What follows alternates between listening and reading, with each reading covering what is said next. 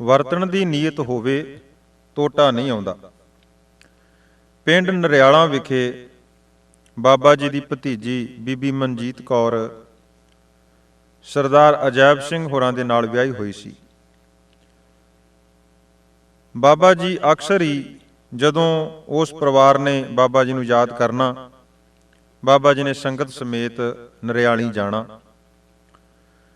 ਬਾਬਾ ਜੀ ਆਪਣੇ ਅਸੂਲ ਮੁਤਾਬਕ ਸ਼ਾਮ ਨੂੰ ਸੰਗਤੀ ਰੂਪ ਵਿੱਚ ਰਹਿਰਾ ਸਾਹਿਬ ਜੀ ਦਾ ਪਾਠ ਕਰਦੇ ਅਤੇ ਸੋਦਰ ਦੇ ਪਾਠ ਉਪਰੰਤ ਕਿਸੇ ਸ਼ਬਦ ਦੀ ਵਿਚਾਰ ਜਾਂ ਇਤਿਹਾਸ ਵਿੱਚੋਂ ਕੋਈ ਨਾ ਕੋਈ ਗੁਰਮਤਿ ਦੀ ਸਿੱਖਿਆ ਪ੍ਰਦਾਨ ਕਰਨ ਵਾਲੀ ਸਾਖੀ ਸੰਗਤਾਂ ਨੂੰ ਸਰਵਣ ਕਰਵਾਇਆ ਕਰਦੇ। ਅੰਮ੍ਰਿਤ ਵੇਲੇ ਫੇਰ ਸੰਗਤੀ ਨਿਤਨੇਮ ਸੁਖਮਨੀ ਸਾਹਿਬ ਜੀ ਦੇ ਪਾਠ ਕਰਕੇ ਸਤਿਗੁਰੂ ਸ੍ਰੀ ਗੁਰੂ ਗ੍ਰੰਥ ਸਾਹਿਬ ਪਾਤਸ਼ਾਹ ਜੀ ਦੇ ਦਰਸ਼ਨ ਕਰਿਆ ਕਰਦੇ ਸਨ। ਬਾਬਾ ਜੀ ਨਰਿਆਲੀ ਗਏ।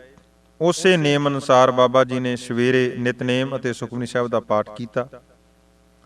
ਥੋੜ੍ਹਾ ਜਲ ਪਾਣੀ ਛਕ ਕੇ ਬਾਬਾ ਜੀ ਸੰਗਤ ਸਮੇਤ ਪਿੰਡ ਦੇ ਗੁਰਦੁਆਰਾ ਸਾਹਿਬ ਨੂੰ ਸਤਿਗੁਰੂ ਜੀ ਦੇ ਦਰਸ਼ਨ ਕਰਨ ਵਾਸਤੇ ਚੱਲ ਪਏ। ਉਸ ਦਿਨ ਸੰਗਰਾਂਦ ਦਾ ਦਿਨ ਸੀ।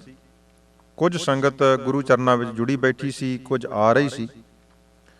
ਸੁਖਮਨੀ ਸਾਹਿਬ ਦਾ ਪਾਠ ਸੰਗਤੀ ਰੂਪ ਵਿੱਚ ਚੱਲ ਰਿਹਾ ਸੀ। ਬਾਬਾ ਜੀ ਨੇ ਵੀ ਸੁਖਮਨੀ ਸਾਹਿਬ ਦਾ ਰਹਿੰਦਾ ਪਾਠ ਸਰਵਣ ਕੀਤਾ।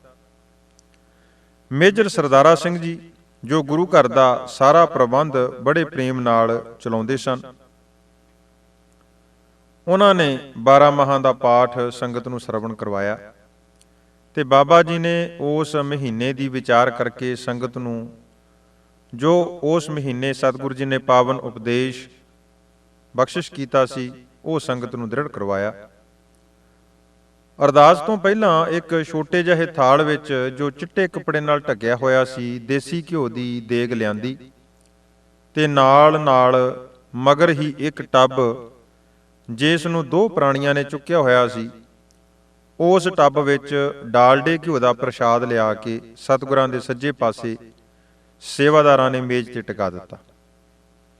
ਆਨੰਦ ਸਾਹਿਬ ਦੇ ਪਾਠ ਉਪਰੰਤ ਅਰਦਾਸ ਕਰਕੇ ਥਾਲ ਵਿੱਚੋਂ 5 ਪਿਆਰਿਆਂ ਨੂੰ ਦੇਸੀ ਘਿਓ ਦਾ ਪ੍ਰਸ਼ਾਦ ਵਰਤਾ ਦਿੱਤਾ ਤੇ ਬਾਕੀ ਬਚਦਾ ਪ੍ਰਸ਼ਾਦ ਡਾਲਡੇ ਦੇ ਬਣਾਏ ਪ੍ਰਸ਼ਾਦ ਵਿੱਚ ਮਿਲਾ ਕੇ 2 ਸਿੰਘਾਂ ਨੇ ਸੰਗਤ ਨੂੰ ਖੁੱਲ੍ਹਾ ਗੱਫਾ ਵਰਤਾਉਣਾ ਸ਼ੁਰੂ ਕਰ ਦਿੱਤਾ।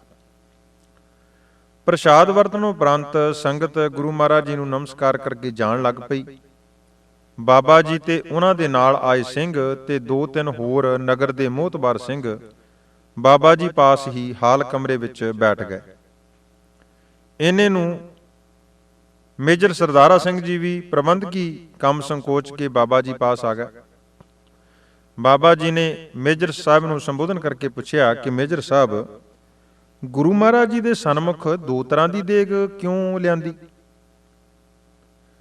ਮੇਜਰ ਸਰਦਾਰਾ ਸਿੰਘ ਹੋਰਾਂ ਦਾ ਸੁਭਾਅ ਕੁਝ ਕਾਹਲਾ ਸੀ।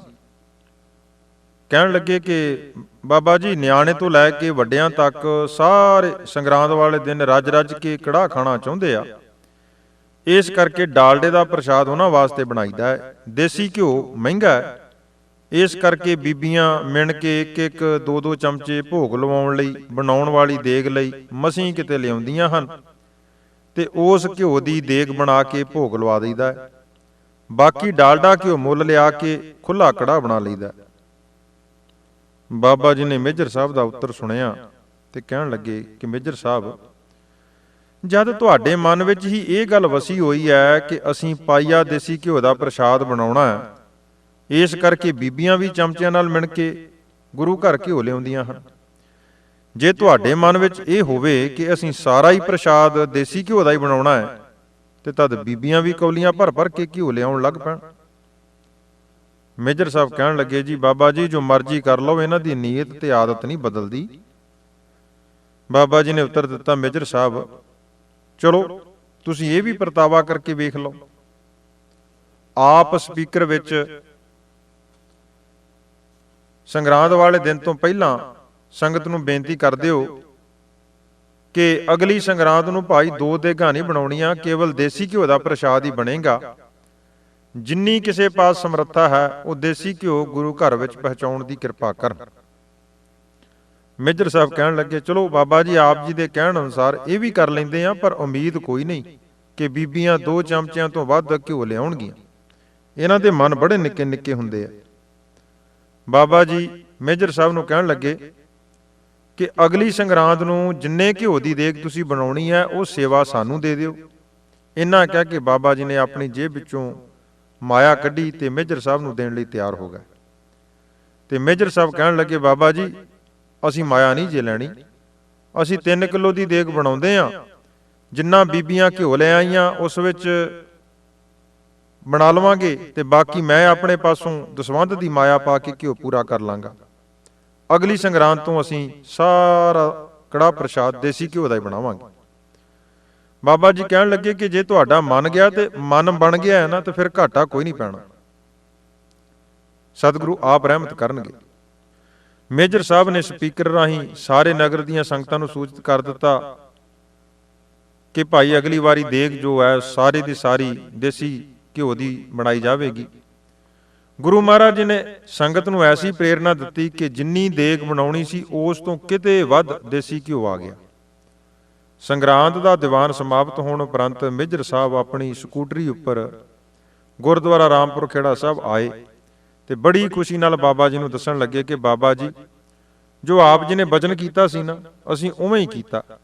ਜਿੰਨੀ ਦੇਗ ਬਣਾਈ ਸੀ, ਦੇਗ ਬਣਾਉਣ ਤੋਂ ਪਿੱਛੋਂ ਘਿਓ ਕਾਫੀ ਬਚ ਗਿਆ, ਉਹਦਾ ਹੁਣ ਕੀ ਕਰੀਏ। ਬਾਬਾ ਜੀ ਕਹਿਣ ਲੱਗੇ, ਮੇਜਰ ਸਾਹਿਬ ਤੁਸੀਂ ਹਰ ਰੋਜ਼ ਸੰਗਤ ਸਮੇਤ ਗੁਰਦੁਆਰੇ ਨਿਤਨੇਮ ਕਰਦੇ ਹੋ ਨਾ? ਮੇਜਰ ਸਾਹਿਬ ਕਹਿਣ ਲੱਗੇ, ਜੀ ਹਰ ਰੋਜ਼ ਨਿਤਨੇਮ ਦੀ ਹਾਜ਼ਰੀ ਗੁਰਦੁਆਰਾ ਸਾਹਿਬ ਵੀ ਭਰੀ ਦੀ ਹੈ।